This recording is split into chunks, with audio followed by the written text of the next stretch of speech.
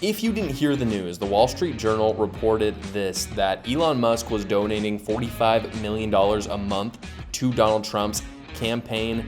Well, it turns out this is actually false. And part of the reason why I'm talking about this is actually I talked about this earlier this week. And so I wanted to amend the myth because I don't want to be fake news out here. But what Elon Musk did say, however, which is still really, really significant, and I'll tell you why, which is that he is still he's going to be giving $45 million to a super PAC that he formed.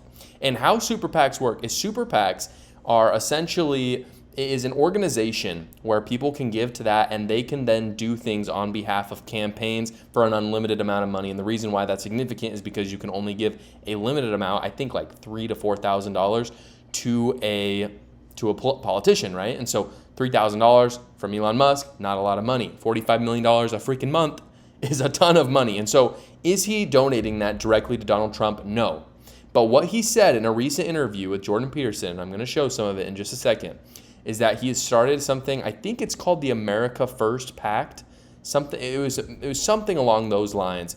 But essentially what he told him was that he wanted to create this PAC that it's nonpartisan, it's not tied to a candidate or a party, but it is money that is going to go towards essentially the campaign, or to, not necessarily directly the campaign, but getting the vote out for people who are America first. And so obviously the motivation for Elon Musk is what's important. That's kind of what I want to show you in this video right now. Why is he doing this?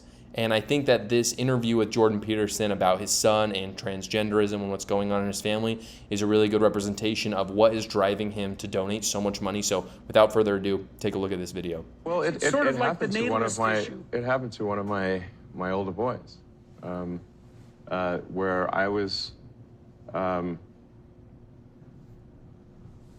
essentially tricked into signing documents for one of my older boys, Xavier. This is before I had really any understanding of what was going on, and we had COVID going on, and so there was a lot of confusion. I was told, Xavier might commit suicide if he did. That was a lie right from the outset. No reliable clinician ever believed that. There was never any evidence for that. And also, if there's a higher suicide rate, the reason is because of the underlying depression and anxiety and not because of the gender dysphoria. And every goddamn clinician knows that too. And they're too cowardly to come out and say it. Right? And so and then we end up in exactly, when I saw that lie start to propagate, it just made the hair on the back of my neck stand up. It's like, I see. So you're telling parents that unless they agree to this radical transformation that their children are going to die, and you think that's moral, and you think that's true. That is so pathological that it's almost incomprehensible. I can't imagine anything worse.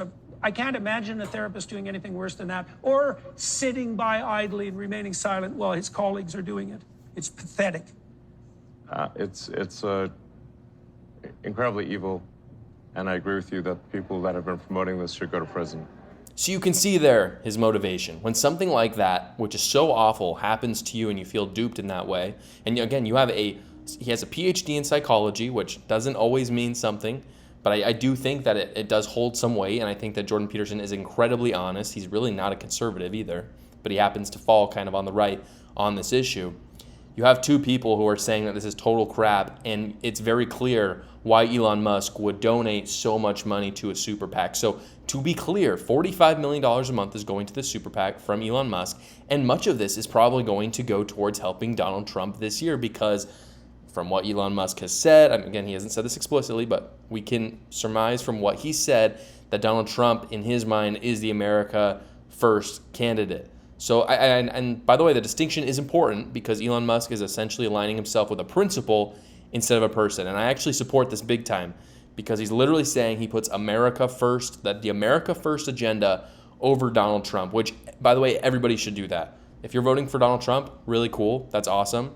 But as a lot of his supporters, it's one thing Vivek Ramaswamy has been, and no one's more pro-Trump than Vivek Ramaswamy. He said America First doesn't belong to anybody, doesn't belong to him, doesn't belong to Donald Trump. It belonged to we, the American people. And I think that's very true. And so to create the super PAC that is for the principle, not a candidate, I think is really smart because we want America First to outlive Donald Trump. So, again, in America, we get really excited about our politicians, which is cool. But at the end of the day, we should have our allegiance to principles, values over people. And I think that's what Elon Musk is trying to accomplish. Who knows if the super PAC is going to go in the way that, I would like, but I think for this election, I think it's going to do a ton of good things for Donald Trump. And so these super PACs, again, I'm a fan of them. I think that their super PACs get a lot of heat and a lot of bad things, but I think they can be really effective tools. And, if you hate them so much, start one that goes towards the principle that you like. That's what Elon Musk did. Obviously, no one can donate $45 million a year to it, but, you could start something. That's all I'm saying. Maybe I'll do it. I don't know.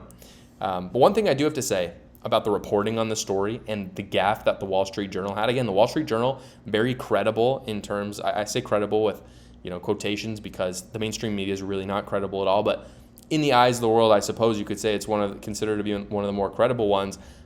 It only highlights more the way that the media, the mainstream media, is just getting phased out. It's not going to be a part of our culture. All it took was Elon Musk to simply post on X and clarify what happened.